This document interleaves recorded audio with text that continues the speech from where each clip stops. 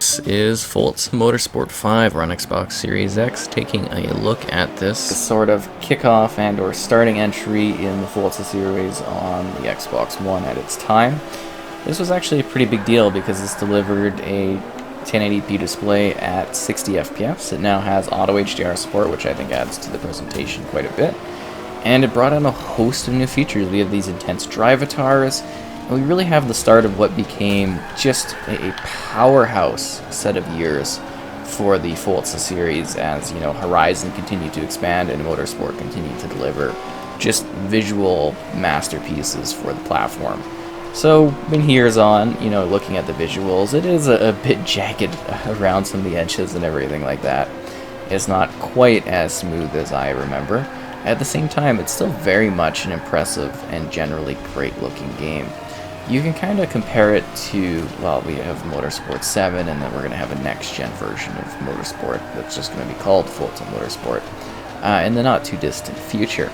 So it's actually quite interesting to be revisiting this title and just thinking about, you know, sort of how the racing series has changed over the years, because this is really what got me into racing games in general, was playing the Forza series. So it's really neat to take a look at this really benchmark-type title for its time, and just kind of talk about it, go over the details. So you've got like your different race options, you got online multiplayer, which was quite a focus in this one, alongside, you know, options for local play, you know, sort of a career, as to say, that you could work through, and quick play and different options and everything like that. And I think this one sort of hit the mark in regards to being something that was exciting, visually impressive, and just a very interesting time. I also got a sick deal on this one because I wasn't reviewing stuff with Xbox at the time. I got into it starting at like I think Horizon 2 and Sunset, you know, around then. So I was basically picking up games by myself at this point, you know, like most people do, which makes sense. And you know, I got a killer deal with this and a racing wheel, to the point where the game was practically free, and I got a deal racing wheel wise because it was like a combo bundle. So I actually have my intense racing, I think, Ferrari kit that's set with this one, and that was pretty cool to have. You know, it was a really great deal, and a bit of a steal in my opinion in regards to getting just a great deal for this one. Race complete. And yeah, we're just going to be talking about the game in general and showing off different aspects of it. So yeah, in general, it's just a really great deal that I got when I went to go and pick this game up, and I thought that was really cool. I think this was also one of the first games that I saw a preview of when I went to go and check out an early showcase of the Xbox One. There was like a Best Buy showcase that they were doing in Canada where you could go and you could basically, you know, try out some of the games on the Xbox One in the summer before the release of the platform. And I did Killer Instinct, and I believe Forza was another one, and I was just like, wow, this is really quite amazing. You know, it feels very next-gen in regards to the style of the game.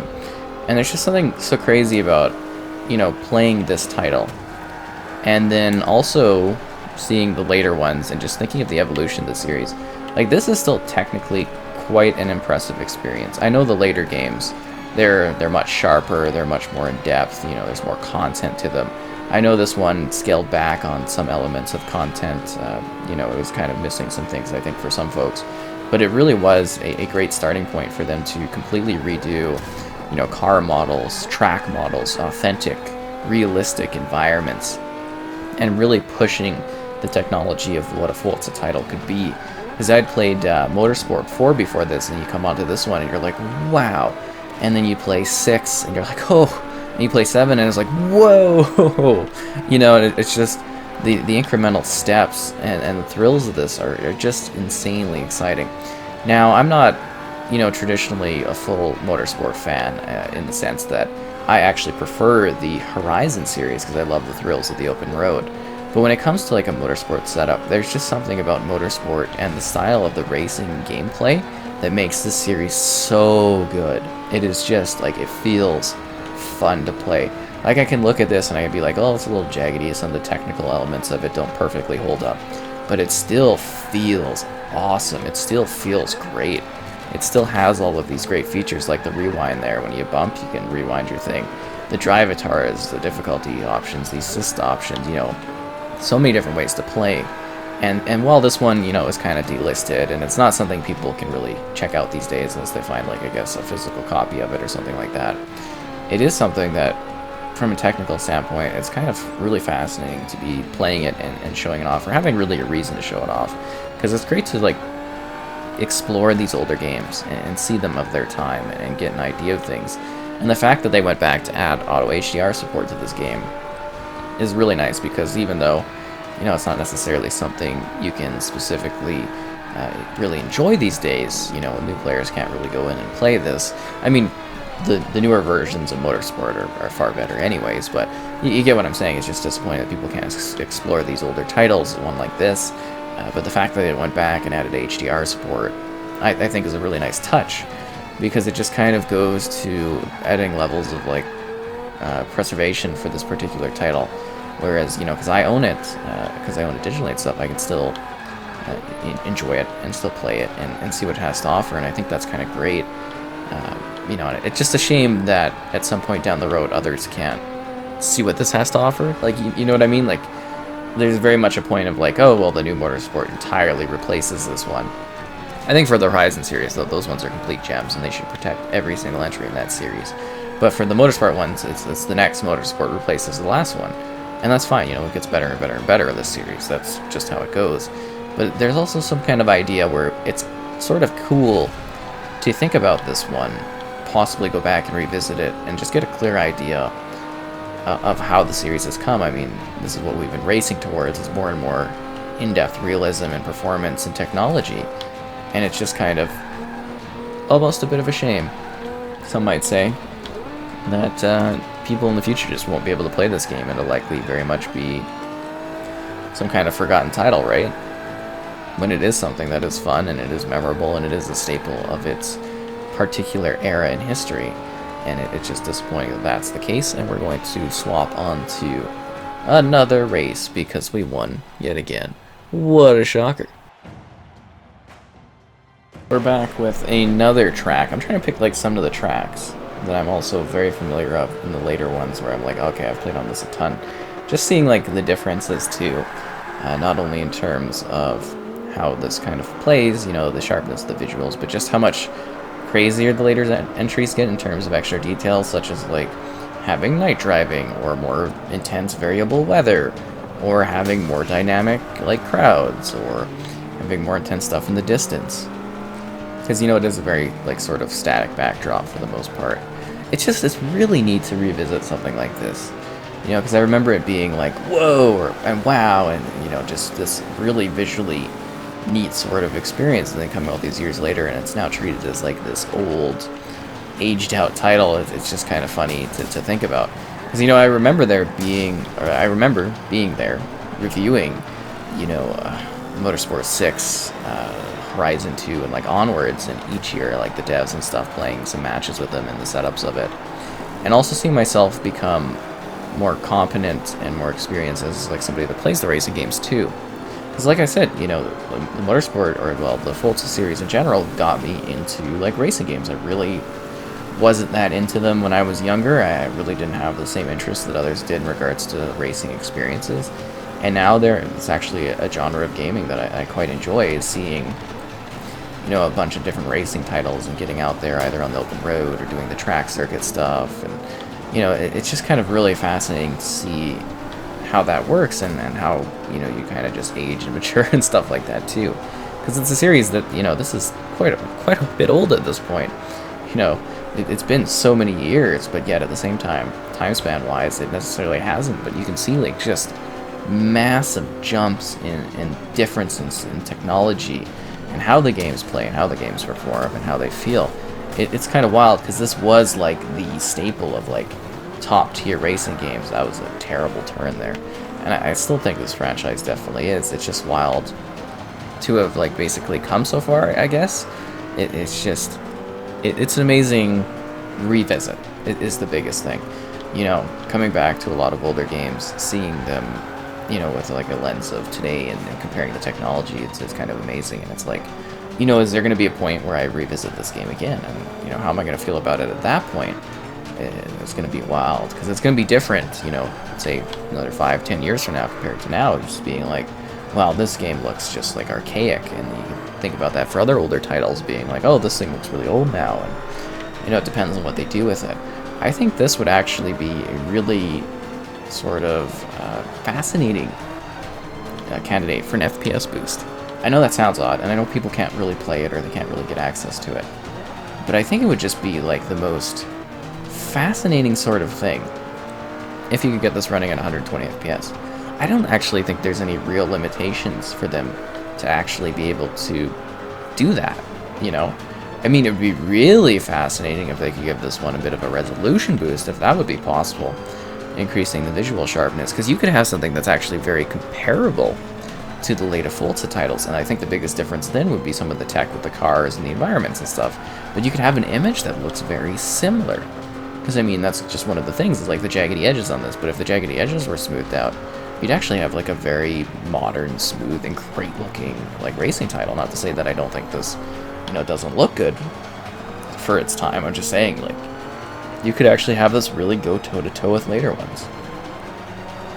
And then on top of that, having that frame rate increase would be really interesting. It would make this game a lot more playable and approachable for players. I mean, already having 60 FPS makes this, you know, a perfect sort of racing experience. 60 is great. But we have the technology now to hit 120, and I think that would kind of do wonders for racing titles to be able to hit that sort of mark, because I believe they're actually targeting that for the upcoming Forza Motorsport. I mean, by the time if we revisit this one someday down the road, by the time we do that, you know, we'll probably have the new Motorsport at that time. And my thoughts will have completely changed, because we'll be like, oh, this is just like expected now, and going back to this one, you'll be like, oh, that's really quite interesting to think about, I think is the biggest thing. And it's just like a neat kind of revisit of this experience. You know, seeing these vehicles, seeing these cars, seeing like the progress and everything I put into it. Thinking about the ones that came after this, you know, the games that preceded it, the games that came after, and just thinking about the advancements and the strides they've taken.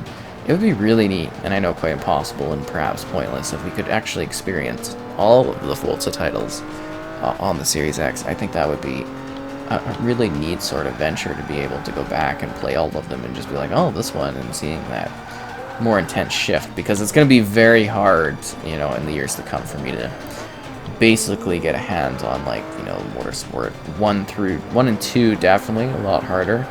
3's pretty rare, it's early 360. I have 4.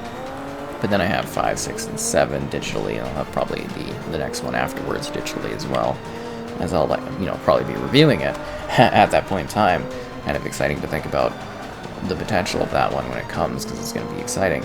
I don't know, it's just like a neat sort of almost case study for a revisit, seeing this one and then being like, okay, let's go check out the 6th one and the 7th one, and being like, oh, this is a really neat evolution for this franchise, and you know, where's it going to go next? The sky's the limit for this series, because it really can hopefully expand long-term into something even more beautiful, because I already think that this is a perfect series.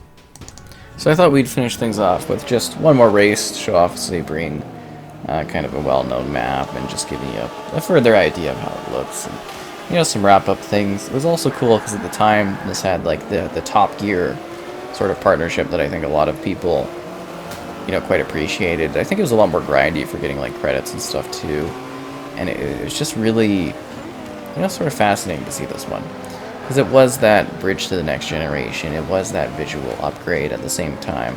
You know, once again, I'm definitely not skipping out on being like, hey, you know, there was some stuff that was scaled back on, but that was also for good reason, in that they really did set the template for some intense expansions to come, and really intense upgrades. And yeah, it's kind of neat to take a look at this one, and I'm sure folks will have different thoughts on this experience, but for me it was just, you know, it was a really good racing game. It was a really good showcase of what the Xbox One could potentially do visually. And then of course, you know, seeing, I think 6 was just before we started getting, you know, the upgrades to the One X at that time, and then getting 7, which was actually, you know, kind of a big upgrade, well, just a massive upgrade actually. But I thought, you know, this one looked good, and I thought 6 looked even better. And then when you get to 7, you're like, oh, this is a really like far upgraded experience is what we've been, you know, racing and driving towards. I think it's just kind of neat to see the changes, see the adjustments, see the fascinating alternations of the games and how they continue to upgrade and add new features and expand things. Oh geez, okay, well we finally get to use the rewind feature, so I like just go right off. And you get things later on in the series, you know, eventually you get like intense weathering, you get more dynamic environments, you get more dynamic worlds. It really is quite an upgrade to see that. And at the same time, you see the fundamental basics for it here, and you think it'd be like, wow, you know, it's got to start somewhere. And while this is the 5th one, this technically was the start of them really approaching the perfection of the motorsport competition when it came to racing games. And I can't wait to see what they achieve next and what they do after Motorsport, because you got to keep in mind Motorsport's going to be a long-term game when it comes out. Are they going to work on other racing titles? Are they going to do something different? I don't know, but all I know is like Turn 10 really seems to love the authenticity of the vehicles, the pushing the performance and the technicality of the driving game. And I think it's kind of just like a really wonderful revisit to be back here taking a look at this one and just thinking of how much, you know, things have changed, how much time has passed, and the future of the series. Like seriously, the Auto HDR, really nice on this one. Like just the lighting and everything like that, it really helps set a further and even better mood for it.